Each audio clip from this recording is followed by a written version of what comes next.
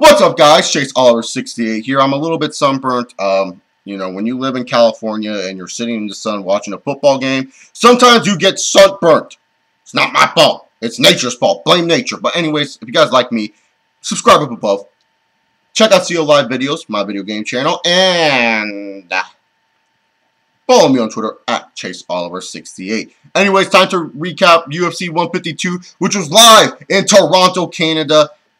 Let's get started with the first fight. Cub Swanson versus Charles Oliveira. Charles Oliveira, he was pretty much, the guy a lot of people thought was going to win this fight, mainly because of his groundwork, mainly because of how he is, as a fighter. He's a decent stand-up fighter. He's very good on the ground. And Cub Swanson, all he is known for is really a stand-up fighter. And he's not really the best, ground technician out there. This was a good technical fight until Cub Swanson was just like, you know what, time to do my knockout power right here. And it was the most funniest, awkward knockout delay I've ever seen. So, Cub Swanson just comes in, boom, right to Charles Oliveira. Oliveira steps back. He looks fine. He literally looks fine. If you ever watch this, you thought he looked fine. All of a sudden, he just goes, he just passes the fuck out, man. I'm like, holy shit.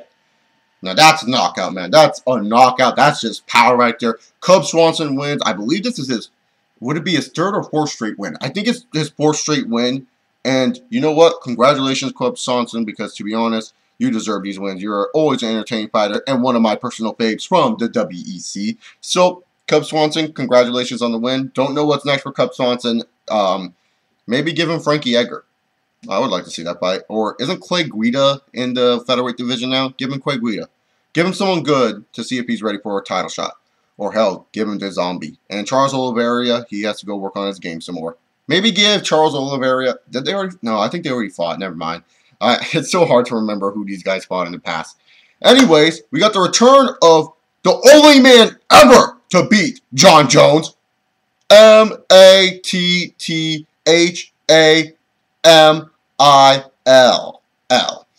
Matt Hamill returned after his one-year retirement. He was saying, you know what? I'm deaf. I'm bored. Let's go fight again. And yes, he's deaf, guys. If you guys did not know, I don't know how. Most people don't know that, but he is deaf. And he was facing, the debuting Roger Hollett from, from Canada.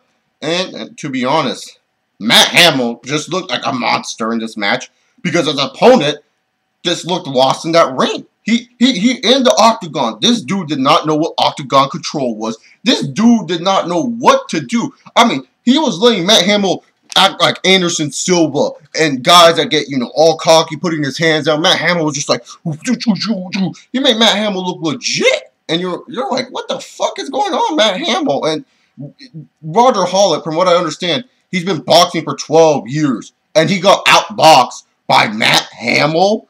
Wow, this guy was just looked pathetic. I'm sorry, this dude looked pathetic. He may have time to improve as a fighter, but he just kind of stood there. He didn't look impressive at all. He just didn't look relaxed. Maybe it's octagon jitters. I think it's more worse than octagon jitters. This dude was lost. This dude did not know what he was doing in that cage. But let's move on to the next fight. Because we all know Matt Hamill won't be going anywhere in the upper card of the UFC. I can just see it now, actually, in a commercial. The only man to defeat John Jones faces. And I'll discuss the light heavyweight bout later. But Michael Bisping facing off against Brian Stann. And this fight, had a lot of anticipation behind it. Joe Rogan and Dana White doing their, this is going to be the greatest fight of all time type of hype bullshit that they always do for every pay-per-view, and do not deny it. They do it for every fucking pay-per-view. There's always that one fight where they overhype that shit, and it either kind of meets expectations or just plain out sucks. The only one that they never hyped up the most, and it surprised everyone, was Chris Leben versus Yoshiro Akiyama. Go watch that fight if you have not seen it, because seriously, that's an awesome fucking fight. But anyways, time to talk about this fight. This was a good chess match between the two. Brian Stann looked like he was probably going to pull up the upset win. He was the underdog coming into this fight. Stann hit a huge right hand in the first round, and it looked like Michael Bisping, oh shit, Bisping might lose, and Bisping loses under pressure again, but it turned out the count wasn't done. You know, he decided, you know what, time to fight. Michael Bisping surprised Brian Stann with some of his wrestling moves that he had. He did a very good job on his feet. He looked pretty good. Won a unanimous decision. Won the last 2 rounds, in my opinion. He smothered Brian Stann for the last 2 rounds. And to be honest with you, Michael Bisping looked good, and he's demanding for a UFC middleweight title shot. I would prefer Michael Bisping to get the title shot over Chris Weidman. It's not because I hate Chris Weidman. I think Chris Weidman is too young and it'll be too early for him to get the middleweight title shot. I know I'm going to get fans that say, what about Jon Jones? Chris Weidman is not the athlete Jon Jones is, okay? Chris Weidman is nowhere near on that level. The only reason why Jon Jones got that UFC title shot is because he's a genetic freak. That dude is a freak, and I'll talk about, you know, Jon Jones being a genetic freak when I talk about the light heavyweight bout, because for all those who saw the pay-per-view, I bet you guys are freaking out too. But time to talk about the co-main event to crown the new first ever flyweight champion. Joseph Benavidez faces against Demetrius Mighty Mouse Johnson. Demetrius Johnson literally looked so good in this fight. He made Joseph Benavidez look bad, and a lot of fans could probably agree. Johnson is kind of underrated. He's under the radar. Not a lot of fans, you know, pay that much attention to Demetrius Johnson just because he's kind of more technical than Joseph Benavidez. You know, Joseph Benavidez, he has more of the finishing power. More fans are going to pay attention to the guy who has the finishing power more than the guy who is very technical. I mean, Jose Aldo's a perfect example as a champion where, you know, if you ask someone, who would you rather watch a Jose Aldo fight or an Anderson Silva fight, I'm pretty sure more fans would say Anderson Silva. In fact, you know, Dominic Cruz is so technical, some people even forget that he is the bantamweight champion. I'm not even kidding. I think people don't even realize there's still a bantamweight division. I'm just kidding. But Demetrius Johnson pretty much dominated this fight.